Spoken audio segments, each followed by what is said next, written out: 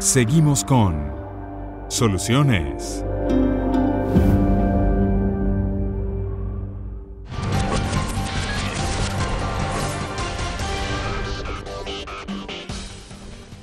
Continuamos con más de Soluciones. Recuerden que su participación para nosotros es importante y es por ello que colocamos a su disposición nuestras cuentas en las redes sociales, @solucionesgb en Twitter e Instagram, y nuestra etiqueta al día de hoy, #Soluciones Franquicias.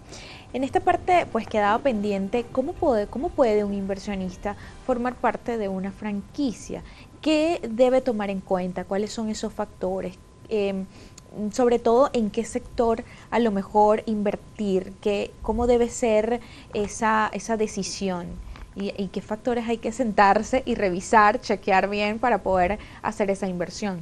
Bueno, lo primero es que tiene que ser un paso de voluntad. Él quiere convertirse en franquiciado a través de una inversión. Tiene que hacer una inversión, por lo general tiene que disponer de un local, puede ser propio o no propio. Y el franquiciante pues debe hacer un análisis sobre la ubicación del local. La mayoría de las franquicias desarrollan el geomarketing como parte del negocio. Y por otro lado, pues el franquiciado también pasa por un proceso de selección.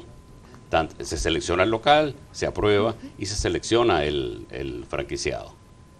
Una vez que el franquiciado pues ha sido seleccionado, entra el proceso de la capacitación, toda la transferencia del know-how, del conocimiento, a través de los manuales, el uso de marca, dependiendo del tipo de franquicia, las prácticas de la parte comercial, si tiene que pagar un derecho de entrada o tiene que pagar royalties.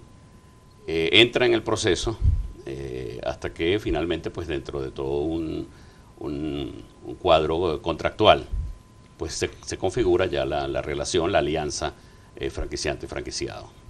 Hablábamos en el corte sobre el tema del lugar donde yo tengo ubicado este local donde quiero colocar esta franquicia. Eso también forma parte y hay que tomarlo mucho en consideración en cuanto al sector en el que quiero invertir, en cuanto al tipo de franquicia en la que quiero invertir. La ubicación siempre va a ser importante. Un local de comida puede estar en una ubicación diferente a una tintorería, diferente a un gimnasio. Entonces la ubicación va a ser algo importante en el momento de decidir qué tipo de franquicia vas a poner allí.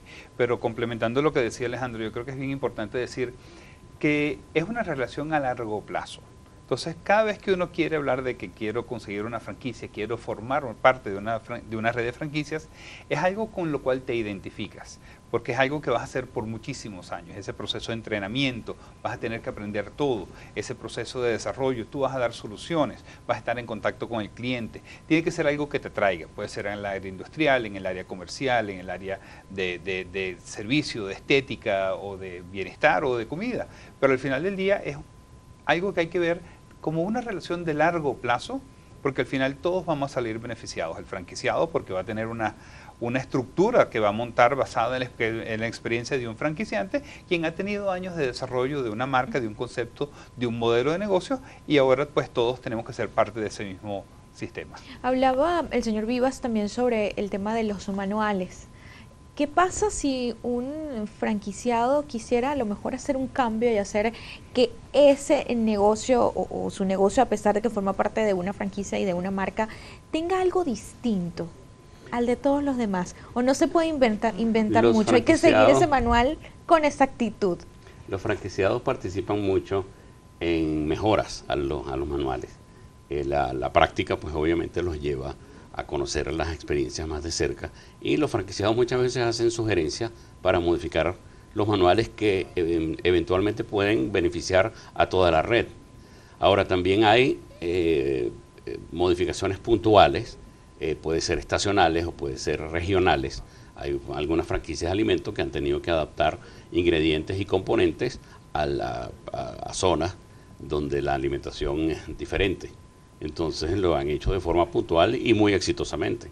Hay casos, por ejemplo, famosas cadenas de hamburguesas cuando han ido a Asia, se han encontrado con costumbres un poco distintas. Cuando han ido a países como México, donde hay ingredientes muy marcados, muy comunes al paladar, Y bueno, a las personas les gusta comer con eso, de esa forma, y por más que sea una cadena mundial, no lo puede cambiar. El venezolano, a pesar de las dificultades en materia económica, que pues no es un secreto para nadie en este momento en el país, sigue invirtiendo en las franquicias en este momento, a pesar que decían, pues hace unos 3 o 4 años, digamos, se ha mantenido o se ha paralizado un poco la inversión en cuanto a las franquicias, pero el venezolano sigue interesado a pesar de todo. Siempre hay interés. Yo te voy a decir que siempre hay gente queriendo hacer algo. Uno pasea por los centros comerciales, hoy vas a ver que hay locales vacíos, pero que también hay locales en remodelación. Esa remodelación es alguien que estaba allá y que ya no lo va a estar más, y que hay alguien que está construyendo un nuevo local. Muchas veces estamos viendo que en el área de comida, por ejemplo, en el área de, sobre todo las nuevas tendencias en franquicias, hay tendencias orientadas hacia bebés y niños de temprana edad en temas de educación, por ejemplo. Hay franquicias orientadas a personas de tercera edad, porque obviamente es una población que está creciendo, entonces también se han venido desarrollando, pero también tienes franquicias que están enfocadas en temas de salud y bienestar, que ha sido toda una tendencia nueva. Entonces, se están viendo que hay locales que están abriendo en lugares como Santa Bárbara del Zulia, en ciudades, en el estado Monagas, por ejemplo, localidades que tú quizás nunca hubieras pensado que era un lugar para una franquicia. Lo que tú insertas en esa comunidad es que le das interés a la gente, le das importancia a la zona, y comenzamos a ver cosas muy bonitas. Cuando una franquicia abre en un lugar que nunca había habido un negocio de este estilo, pues la gente lo recibe muy bien. Entonces siempre hay gente interesada en seguir invirtiendo a pesar de esta situación, porque lo están viendo en el largo plazo. Yo creo que esa es la parte importante. Y también la parte de la dignificación de algunos sectores ha sido muy importante a través de la franquicia. El caso del perro caliente, el caso del churro, el caso de la chicha también fue un caso muy famoso, en donde negocios tradicionales se han dignificado a través del sistema de franquicia. ¿Cómo nacen esas, sin decir por supuesto marcas, pero cómo una experiencia que ustedes a lo largo de la historia de Profranquicias puedan decir, oye, en este sector en particular inició de esta manera y justamente se ha dignificado, como lo decía el señor Vivas? Una experiencia en particular que a lo mejor podamos ejemplificar el día de hoy. Mira, algo para mí, perdón Alejandro, algo para mí muy ejemplar es un producto tan sencillo como puede ser un churro, como puede ser una chicha, como puede ser unas galletas, porque alguien tenía una receta. Mi mamá, mi tía, mi abuela tenían una receta. Y yo comencé con esa receta, y lo vimos en Maracaibo, lo vimos en Puerto de la Cruz, lo hemos visto aquí en Caracas, en donde, bueno, con esa receta yo comencé a hacer cosas. Resulta que a la gente le gusta, la gente me lo pide, y yo decido pasar de mi casa a un local pequeño, y de ese local me comienzan a preguntar en qué otra parte estás, y siempre viene un proceso natural de evolución. Esa primera franquicia, como se le llama, se la vamos a dar a un primo, un amigo, porque en esa primera oportunidad estamos todos aprendiendo. Pero yo te voy a recomendar la cerámica, yo te voy a recomendar el equipo de la cocina, yo te voy a recomendar cuántos empleados vas a necesitar, quizás el horario de apertura.